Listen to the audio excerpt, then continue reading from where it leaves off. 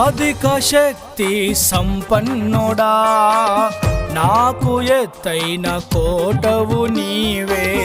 అపాయమేమియు రానియక నాకు బలమైన ఆశ్రయమైతివి. అధిక శక్తి సంపన్నుడా, నాకు ఎత్తైన కోటవు నీవే. అపాయమేమియు రానియక నాకు బలమైన ఆశ్రయమైతివి. అడుగు పెట్టు ప్రతి స్థలమందు నాకు తోడై కాపాడుచుంటివి.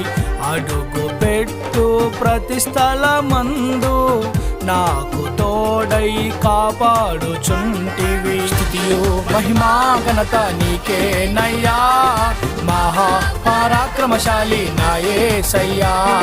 స్తుతియు మహిమా ఘనత నీకేనయ్యా, మహా పరాక్రమశాలి నా యేసయ్యా. పరాక్రమము గల బలాఢ్యుడా, నీకు తోడై ఉన్నానని నాకు వాగ్దానమిచ్చితివి.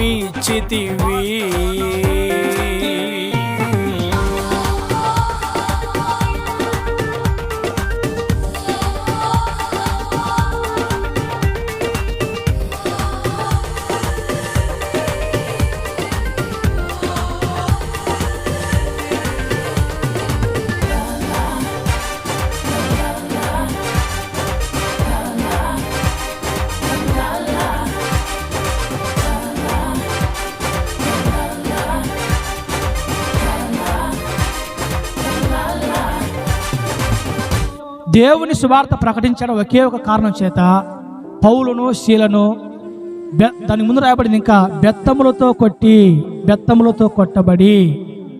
కొట్టి సంఖ్యలు బిగించి చెరసాల్లో వేస్తే, దేవుడా నిన్ను నమ్మి మేము ఇలాగొస్తే, నువ్వు ఉన్నావు కదా అని చెప్పేసి నేను మీ సువార్తకు మేము వస్తే మమ్మల్ని ఇలా బెత్తంతో కొట్టిస్తావా?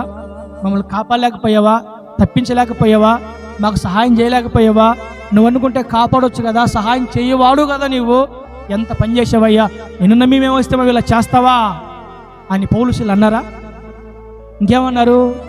అర్ధరాత్రి వేళ మధ్యరాత్రి వేళ దేవునికి ప్రార్థన చేస్తూ కీర్తనలు పాడుచుండిరి. ఏంటి? కాళ్ళకి చేతులకి సంఖ్యలతో బిగించబడి, కాళ్ళకి చేతులకి సంఖ్యలతో బిగించబడి, అనేక బెత్తములతో కొట్టబడి, రాళ్ళతో కొట్టబడి, ఈడవబడి, చెరసాల్లో వేయబడి, ఆఖరికి నడవలేని స్థితిలో, కదలలేని స్థితిలో కూడా ప్రార్థన చేస్తూ కీర్తనలు వారు పాడుతూ ఉండిరి. నేను అంటాను, అటువంటి కష్ట సమయంలో, అటువంటి దుఃఖ సమయంలో, అటువంటి శ్రమ శోధనలో కూడా నా దేవుని బిడ్డలారా వారు దేవుణ్ణి కీర్తించారు, పాటలు పాడి మహింపరిచారు.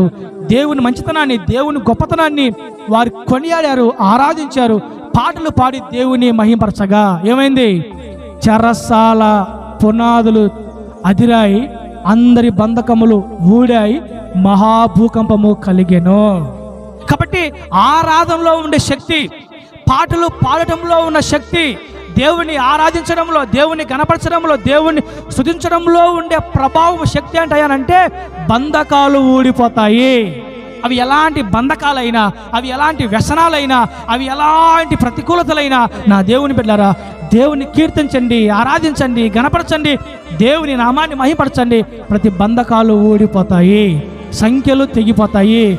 కానీ మనకు ఆ ఆరాధన విలువ మనకు తెలియదు. వాస్తవం చెప్పాలంటే పాటలు పాడినంటే చప్పట్లు కొడదామా వద్దా, కొందరు ఆరాధనలో వెకిలిగా అటు చూస్తా బిడ్డరా, పిచ్చి పిచ్చిగా చూస్తా. మరి కొందరైతే మరి ఏ లోకంలో ఉంటారో నాకు అర్థం కాదు. ఆరాధన చెయ్యండి, పాటలు పాడండి అంటే వారికి నోరు పనిచేయదు, చెయ్యి పనిచేయదు. ఇక్కడికి రాయబడింది, వారు పాటలు పాడి కీర్తిస్తూ ఉన్నప్పుడు బంధకాలు ఓడిపోయినాయి. మనకు తెలీదు, దేవుణ్ణి కీర్తిస్తే ఉండే అందులో పవర్ మనకు అర్థం కాదు. మనం దేవుని స్తుతిస్తే, కీర్తిస్తే, పాటలు పాడి దేవుణ్ణి ఆరాధిస్తే మన జీవితంలో, మన కుటుంబాల్లో కట్టిపడేసిన బంధకాలు ఊడిపోతాయి. అవి రోగమనే బంధకమైన, వ్యసనమైన బంధకమైన, సాతాను ద్వారా కట్టబడ్డ బంధకమైన, అవి రోగం ద్వారా వచ్చిన బంధకమైన, అవి మనుషుల ద్వారా వచ్చిన బంధకాలైనా బిడ్డరా, అవి ఎటువంటి బంధకాలైనా సరే మన కుటుంబాలలో మనల్ని కట్టి బంధించి మన జీవితాలను నాశనం చేయాలని చూస్తున్న ప్రతి సాతాను యొక్క కట్లు, సాతాను యొక్క బంధకాలు తెగిపోతాయి, ఊడిపోతాయి. ఎప్పుడంటే దేవుణ్ణి ఆరాధించినప్పుడు. వారు పాటలు పాడుటకు మొదలు పెట్టగా అమ్మోనీయులు, మోయాబీలు ఒకరినొకరు కొట్టుకొని చచ్చిపోయారు. వారి చేతులకు మట్టెంటుకున్న దేవుడు వారి శత్రువుల మీద దేవుడు వారికి జయమిచ్చాను. మన మీద కొన్నిసార్లు శత్రువులు లేస్తారు, మనుషులే, బంధువులే కొంతమంది లేస్తారు, ఇరుగు పొరుగు వారు కొంతమంది లేస్తారు. కొన్నిసార్లు మనం మేలు చేసిన, మన మేలు ఎరగని వారు మనకు కీడు చేయాలని తలస్తారు ఎన్నోసార్లు. అని బిడ్డరా, మనం యుద్ధం చేస్తే అవ్వదు పని. మనం కొట్లాడితేనో, మనం గొడవడితేనో నువ్వెంత అని, నువ్వు నన్ను ఇలా అన్నావంటే నువ్వు నన్ను ఇలా అన్నావని బిడ్డరా మనం తగు వేసుకుంటే గొడవపడితే కాదు. కానీ ఆయన సన్నిధికి వెళ్ళి పాటలు పాడండి. శత్రువులకు దేవుడు వారి వారి యొక్క గుండెలకు కలవరం పుట్టించి వారెవరు కొట్టుకొని చచ్చిపోతారు అంతే. కాబట్టి దేవుని ఆరాధించడం ద్వారా, దేవుని నామం మహిమపరచడం ద్వారా మన జీవితంలో మన మీదికి లేచిన శత్రువులని దేవుడు అణిచి వేస్తాడు. అదే కదా మనం పాట రాశాం. నా మార్గదర్శకుడా నీ సన్మార్గములో నన్ను నడిపించుచు, ముందు వెనుక ఆవరించి నా త్రోవలన్నీయు సరళము చేసితివి, అడ్డు ప్రాకారములు ధ్వంసము చేసి నా మీదికి లేచిన వారిని నా క్రింద అన్నచితివి, ఇదిగో నా స్తుతులా. నిజంగా ఇంతవరకు నా మీదికి వ్యతిరేకంగా లేచిన వాళ్ళందరి దేవుడు నా కాలికి రప్పించి శాపం చెప్పించాడు. నేను గొప్ప చెప్పట్లేదు, ఇది గర్వం అసలుతో చెప్పలేదు, నేను గర్వంగా పొరపాటు కూడా చెప్పట్లేదు. నేనే పాట చాలామంది బంధువుల దగ్గర నుంచి, ఆత్మీయుల దగ్గర నుండి, సేవకుల దగ్గర నుండి చాలామంది ప్రవీణ్ అనే నాకు వ్యతిరేకంగా ఎంతమంది మాట్లాడి నా కీడు కోరుకున్నా వాళ్ళందరినీ దేవుడు నా కాళ్ళ రప్పించి నా వాళ్ళ చేత క్షమాపణ చెప్పించాడు దేవుడు. అందులో పాస్టర్లు ఉన్నారు, బంధువులు ఉన్నారు, ఆత్మీయులు ఉన్నారు, చాలామంది ఉన్నారు. అందుకని ఆ పాట పెట్టింది. నా మీదికి లేచిన వారిని నా క్రింద అణిచివేయగలవాడవు నీవే. ఎలా? ప్రైజ్ అండ్ వర్షిప్ అంతే. అప్పుడు సౌలు దురాత్మ బట్టి వణుకుతూ కలవరపడుతూ గడగల్లాడుతున్నప్పుడు దావీదు సితార తీసుకొని వీణ వాయిస్తూ ఒకటే పాట ఆ పాట పాడుతూ ఉన్నప్పుడు సౌలులోని దురాత్మ బయటికి వెళ్ళిపోయాను. హల్లెలూయా, ప్రైజ్ ది లార్డ్. ఈ రోజుల్లో సేవకులు ప్రార్థన చేస్తుంటారు, ఏమన్నా ఉంటే రా యేసు నామములో రా, బయటికి రా, మర్యాదగా బయటికి రా యేసు నామములో రా, బయటికి మర్యాదగా అంటూ ఉంటారు చాలామంది.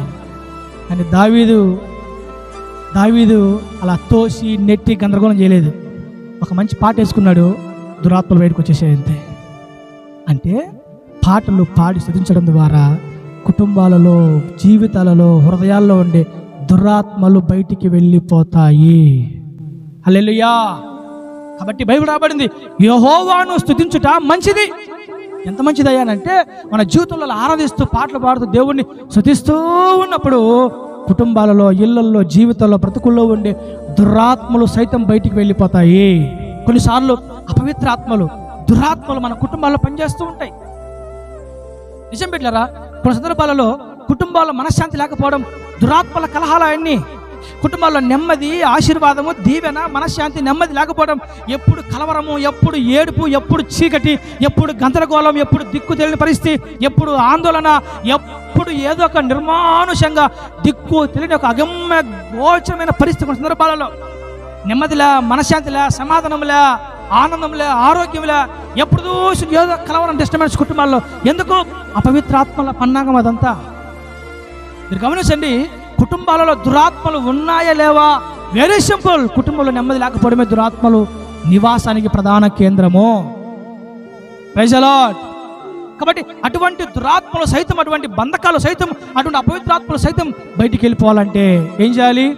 దేవుణ్ణి పాటలు పాడి స్తుతించుదువుగాక. ఈ చాలా సందర్భాల్లో మీకు అర్థం కాదు, మన కుటుంబంలోనికి, మన జీవితంలోనికి, మన గుడారంలోనికి దేవుని ఆశీర్వాదం, దేవుని దీవెన, దేవుని ఆశీర్వాదం, దేవుని ఆరోగ్యం మన కుటుంబాల్లోనికి రానివ్వకుండా కొన్ని ప్రాకారాలు మనకు అడ్డుగా ఉంటాయి. ఇజ్రాయేలు జీవితంలో దేవుని వాగ్దానం నెరవేర్చబడకుండా అడ్డుగా ఏ విధంగా ఎరుక ప్రాకారం ఉందో, అలాగే ఆత్మ సంబంధమైన ఇజ్రాయేలమైన మన జీవితాల్లో కూడా నా దేవుని పిల్లరా, దేవుని దీవెన, దేవుని ఆరోగ్యం, దేవుని ఆశీర్వాదం, దేవుని కృప మన కుటుంబంలోనికి రాకుండా కొన్ని ప్రాకారాలు మనకి అదృశ్యంగా అడ్డుగా ఉంటాయి మనకి.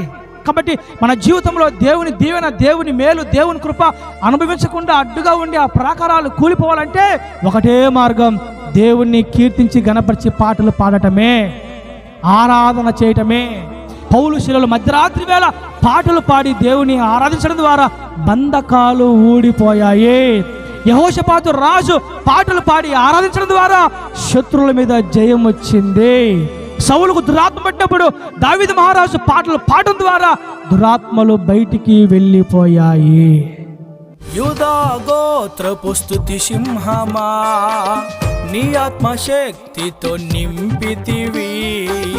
శత్రువు బలమంతటి మీద నాకు అధికారమిచ్చితివి.